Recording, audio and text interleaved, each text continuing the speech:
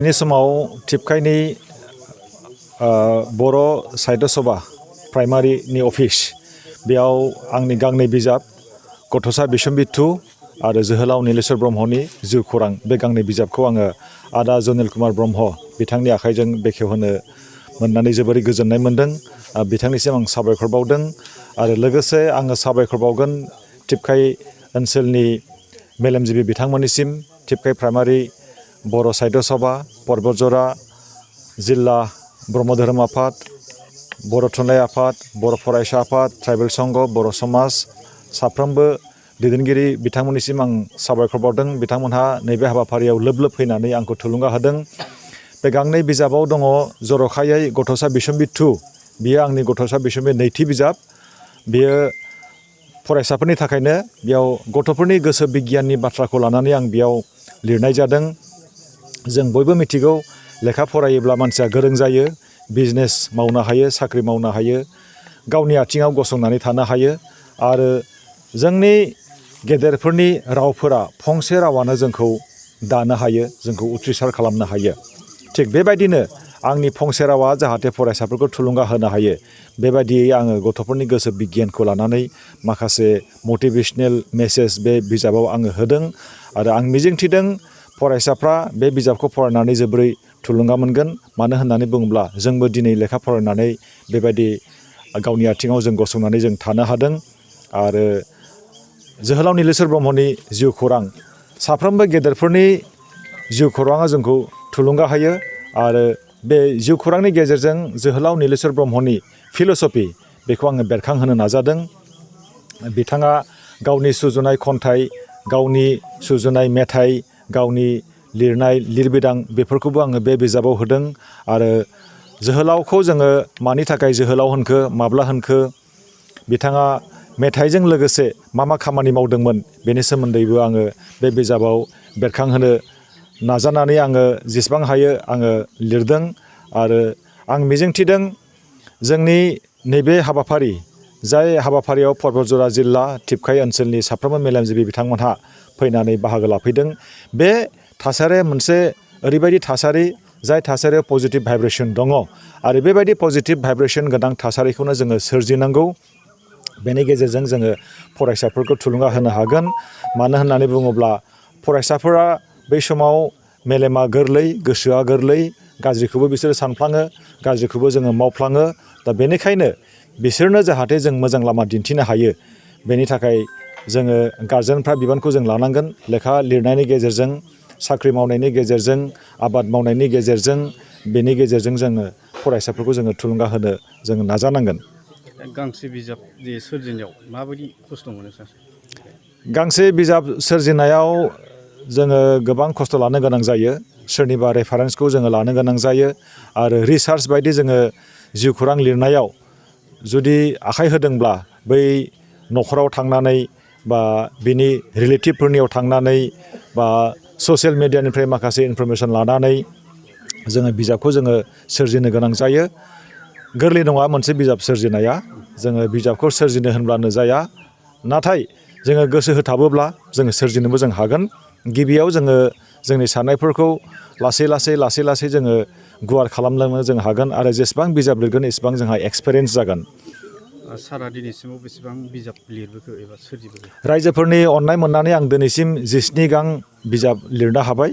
नैबे गांनैया गथ'सा बिसम्बिथु आरो जोहोलाव नीलेश्वर ब्रह्मनि जिउ खौरां। सिगां समाव आङो 2020 मायथाइयाव गथ'सा बिसम्बि लिरखांबाय आरो नैबे मोनसे गोदान बियो। सिगांनिया गथ'सा बिसम्बिल'मोन, दा नैबे बैजों बेजों गोरोबा, नाथाय कन्टेन्ट्सआ एखे।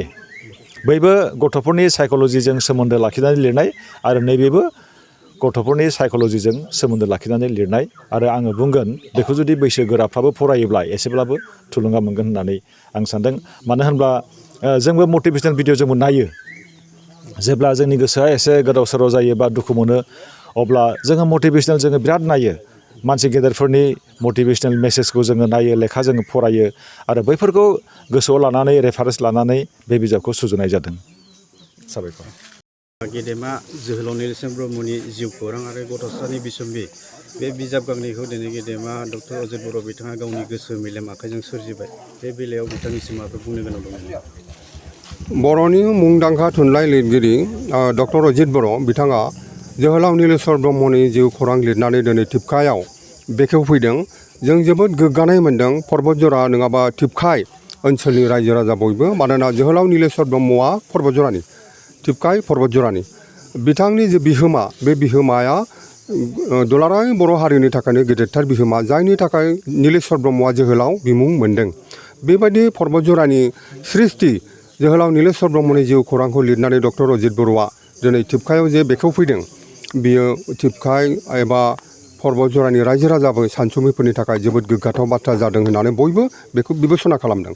आरो लोगोसे बिथाङा गथ'सा बिसम्बि होननाय जाय बिजाबखौ लिरनानै बिथाङा साहित्य एकाडेमि बान्था मोन्दोंमोन, बे गथ'सा बिसम्बिखौ नैथि खेब सेकेन्ड एडिसन लिरनानै बिथाङा बे बिजाबखौबो बेखेवफैदों। आरो बेखौ बेखेवदों गासैबो जोंनि पर्बतझ'रानि जेनाखि हाथरखि थुनलाइ मुलुगनि जेनाखि बर' हारिनि सासे अलंबार जनिल कुमार ब्रह्म सारा बेखेवनानै होदों। जोबोद रोजा रोजा साबायखर डक्टर अजित बर' बिथांनिसिम आरो जनिल कुमार ब्रह्म बिथांनिसिम। गोजोन्थों।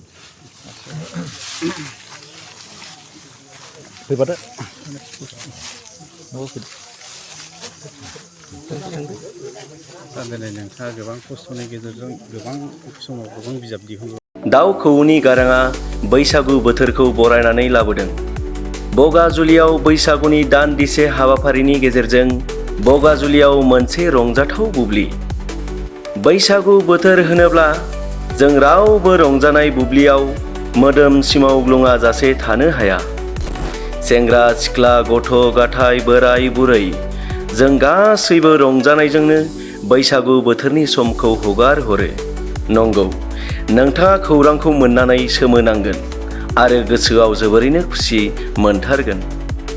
तामुलपुर जिल्लानि सिङाव थानाय दरंगाजुलि बियाबनि MCLA बिजित गोरा नार्जारिया बैसागु बोथोराव हारि माहारि राव धोरोम बासिया जासे मोनसे रंजाथाव बुब्लि लाबोनानै होफैगोन। तामुलपुर जिल्लानि सिङाव थानाय गणेशगुरि बगाजुलियाव फैगौ बैसागु दाननि 2 खालार एबा एप्रिल दाननि 16 खालार खालि रायजो राजा नोंथांमोनजों जयै रंजाफागोन। बर' हारिनि मुंदांखा गागि मेथाइ खनगिरि आरो मुंदांखा सावथुन मुलुगनि महरगिरि बिथांमोना फारियै बाहागो लागोन। बिग्राय ब्रह्म, सुलेखा बसुमतारी, ओम प्रकाश खेरखातारि, बुदां बल्लभ, रिया ब्रह्म, हेलेना दैमारि, सुदेम सना रामसियारि, हिमा बसुमतारी, सुकबिर खारजि, लिंसार बसुमतारी, फैला बरगयारि, प्रियंका लाहारि, फुजि बसुमतारी, संगिना ब्रह्म, देरहासात नार्जारि, रनिमा दैमारि, प्रिया उजिर, गेमश्री दैमारि, मनालिसा हाज'वारि बिथांमोना बे हाबाफारियाव फैनानै रंजाफागोन नोंथांमोनजों। आरो लोगोसेनो नुनो मोनबावगोन, रंजाफानो मोनबावगोन बैसागु हान्जानि मोसानाय।